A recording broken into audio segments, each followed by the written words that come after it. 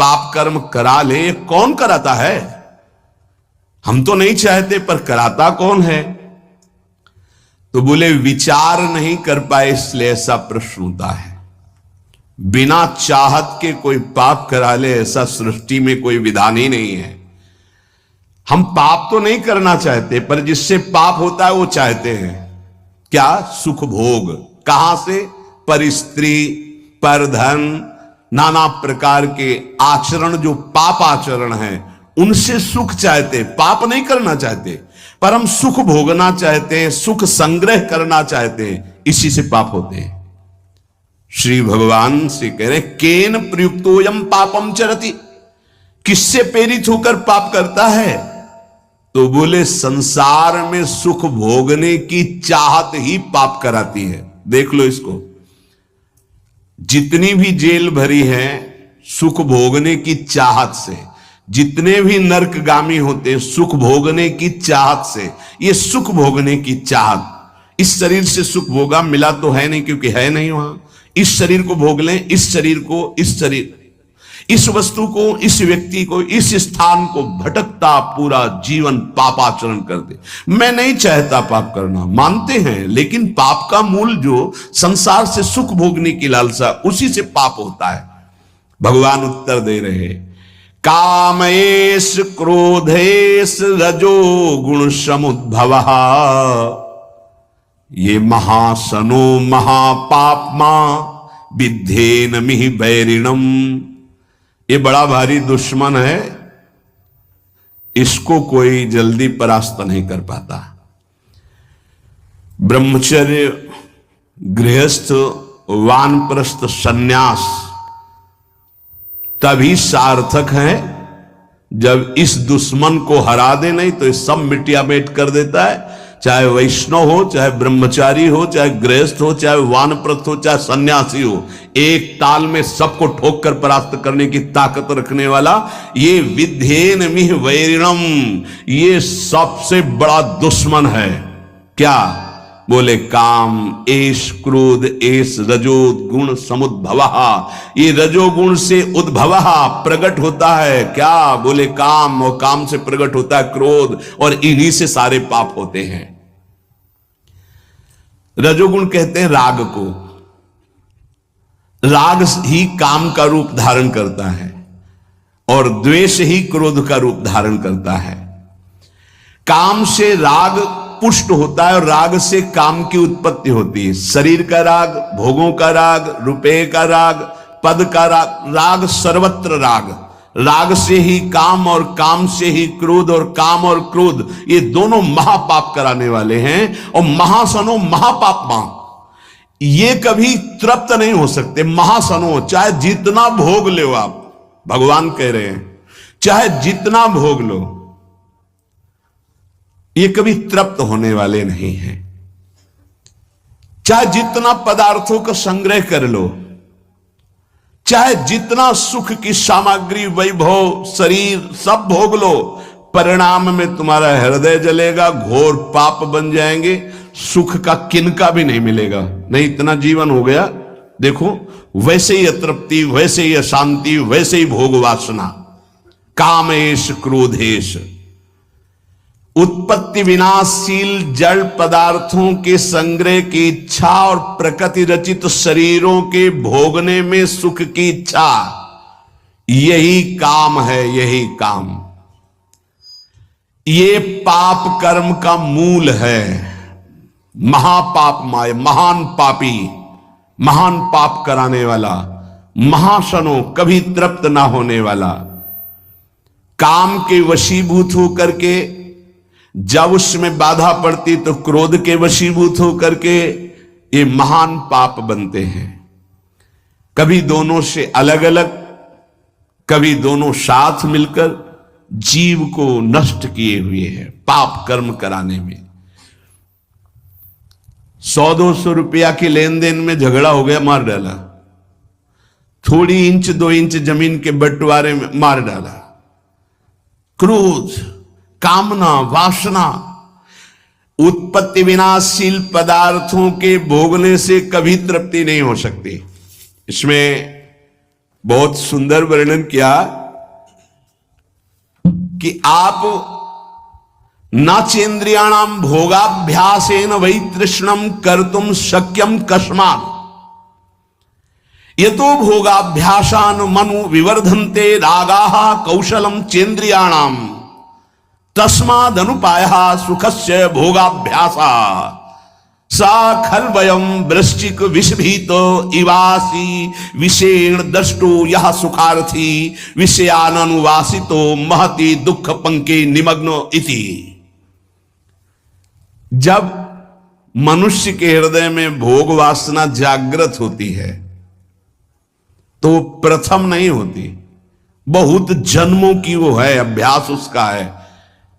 भोगाभ्यास के स्कूल कहीं नहीं है, शिक्षण प्रशिक्षण इसका नहीं होता। भोगाभ्यास पूर्व से, जैसे रसेंद्री का भोग, तो बच्चा पैदा हुआ, किसी ने शिक्षा नहीं दी, मां का वक्षा स्थल स्तन लगाया गया, पीना शुरू कर दिया, दूध की बोतल लगाई गई, किसने सिखाया है? भोगाभ्यास उसका पूर्व से दृढ़ है, वो शरीर नया पाया है लेकिन पुराना है, वो पुरातन है, वो जीव भगवान का अंश सनातन। भोगने की प्रबल कामना जागृत होती है। अगर उपासक ये बात समझ ले, बहुत जल्दी विश्राम मिल जाए, जो यहां समझाना चाहते हैं। कह रहे हैं कि नाचेन्द्रियाणाम भोगाभ्यासेन वै तृष्णम कर्तुम शक्यम।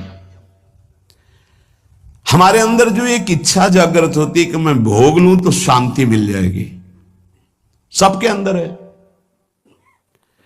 जिस जिस भोग को मन सामने रखता है, लगता है पैसा देके जबरदस्ती कुछ भी हो, इसको मैं भोग लूं तो मैं सुखी हो जाऊंगा, शांत हो जाऊंगा, तृप्त हो जाऊंगा। या कह रहे गलत सलाह दे रही, बुद्धि भ्रष्ट है इसलिए गलत सलाह दे रही। नाचेन्द्रियाणाम भोगाभ्यासेन वै तृष्णम कर्तुम शक्यम। ये इंद्रियों का भोग कभी तुम्हारी तृष्णा को शांति प्रदान कर ही नहीं सकता। अगर धर्म पूर्वक काम का भोग किया जाए तो वैराग्य दृढ़ हो जाएगा। इसीलिए धर्म की मर्यादा के अंतर्गत भोग को, काम को भगवान ने अपना स्वरूप कहा है विभूतियों में। धर्म पूर्वक काम का सेवन सृष्टि संचालन के लिए धर्म पूर्वक शास्त्र मर्यादा के अनुसार, ये जो आज चल रहा है ना, ये पहले कभी नहीं था। बड़ी मर्यादाएं, जिसका उपहास किया जाता है ना मर्यादाओं का, उन्हीं मर्यादाओं में सुरक्षित थे। पूर्व की मर्यादाओं को, धर्म मर्यादाओं को, शास्त्र मर्यादाओं को आज के बच्चे उपहास करते हैं। ए पुराने जमाने के, ऐसे कहके, ए पुरानी बातों को रखने वाले। नहीं नहीं, आपका जीवन बड़ा नवीन, उत्तम और स्मृतिवान, राष्ट्र सेवक, भगवत भक्त और महान उन्नति के लायक आप हो जाएंगे यदि आप पुरानी बात को समझेंगे। पुरानी माने पुरातन, पुरातन माने सनातन, सनातन माने समस्त शास्त्र सम्मत बात।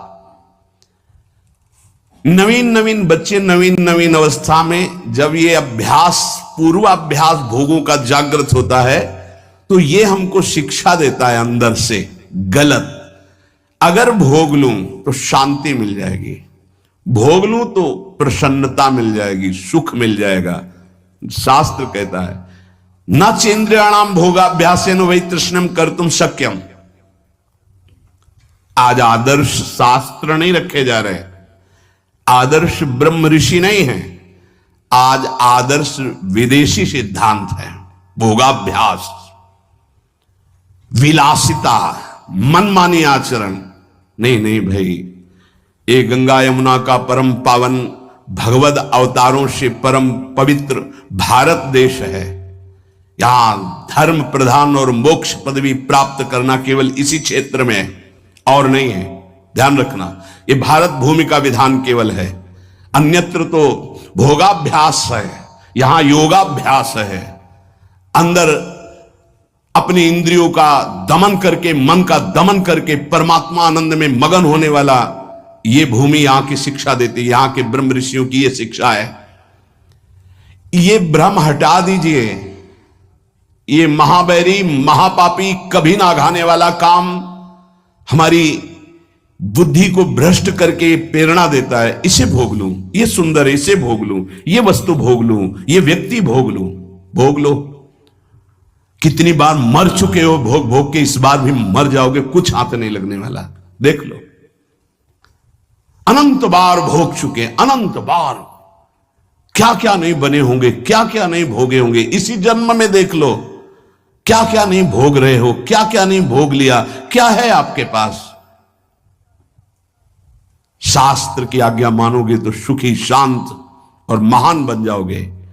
ना चेन्द्रियाणाम भोगाभ्यासेन वैतृष्णम कर्तुम सक्यम, नहीं सामर्थ्य है इंद्रियों की कि तुम्हें भोग में वो शांति प्रदान कर दे, नहीं है। त्यागाच्छांतिरनंतरम, अधर्म पूर्वक भोगा हुआ भोग तृष्णा को बढ़ाकर नरकगामी बना देता है। अशांत चित्त, घोर दुख में जीवन। क्या समझते हो तुम्हारा अविनाशी शरीर है? कर लो मनमानी, अभी गांठ दर्द, कमर दर्द, आंखों से दिखना कम, चक्कर आ, न जाने कितनी कमियां पैदा हो जाएंगी। गृहस्थी लायक नहीं रहोगे, संसार की सेवा लायक नहीं रहोगे। करो भोगाभ्यास, करो मनमानी आचरण, तो खुद देख लो तुम्हारा स्वभाव क्या होता है, तुम्हारा प्रभाव क्या होता है उस कर्म का, आगे खुद देख लीजिएगा। अब सावधानी की बात करें। यतो भोगाभ्यास मनु विवर्धन्ते रागाहा कौशलम चेन्द्रियाणाम। अब जैसे जैसे वो भोग भोगने में युक्त होता है तो उसकी इंद्रियां भोगाभ्यास के कला कौशल से प्रवीण होती हैं। शास्त्र है, यतो भोगाभ्यास मनु विवर्धन्ते रागाहा कौशलम चेन्द्रियाणाम। ऐसे भोगा, वैसे भोगेंगे, ऐसे भोगेंगे, ऐसे भोगेंगे, ऐसे सुखी हो जाएंगे। वहां चल के वो भोगा शक्ति, विषया शक्ति उसकी प्रबल होती चली जाती और अशांति, भोग की चाह प्रबल होती चली जाती है। चला था कि भोग लेंगे तो शांति मिल, तस्माद अनुपाया सुख से भोगाभ्यास। सुख की खोज चलने वृत्ति आई थी कि चलो भोग भोगेंगे और सुखी हो जाएंगे। कहां? वही तृष्णम कर्तुम शक्यम, तृष्णा बढ़ गई। इसकी सामर्थ्य है भोग की, वो शांति प्रदान कर सके। न जातु कामः कामानाम उपभोगे न शाम्यति, हविषा कृष्ण वर्तमेव भूय एवाभि वर्धते। जो भोगों की लालसा करके भोगों के भोगने में लगा हुआ और सोचता है कि शांति मिल जाएगी, तो ऐसे जैसे अग्नि को सुहाती हुई घी की आहुति दो, कभी वो अग्नि बुझेगी, बढ़ती चली जाएगी। हविषा कृष्ण वर्त में वो भूये एवाभिवर्धते, वो कामाग्नि प्रचंड ज्वाला रूप रख लेगी और भयंकर पाप कराएगी जो तुम सोच भी नहीं सकते, वो तुमसे सोचवाएगी और वो करवाएगी। ये पाप प्रवृत्ति काम के द्वारा। हुआ क्या? बोले सा खलवयम वृश्चिक विष भीतम इवासी विषेण दष्टो यह सुखार्थी विषयानुवासितो महत दुख पंके निमग्न इति। बीछी के डंक के जहर से बचने के लिए विषधर कोबरा के मुख में हाथ डाल दिया। उल्टा हो गया। क्या? हृदय में पहले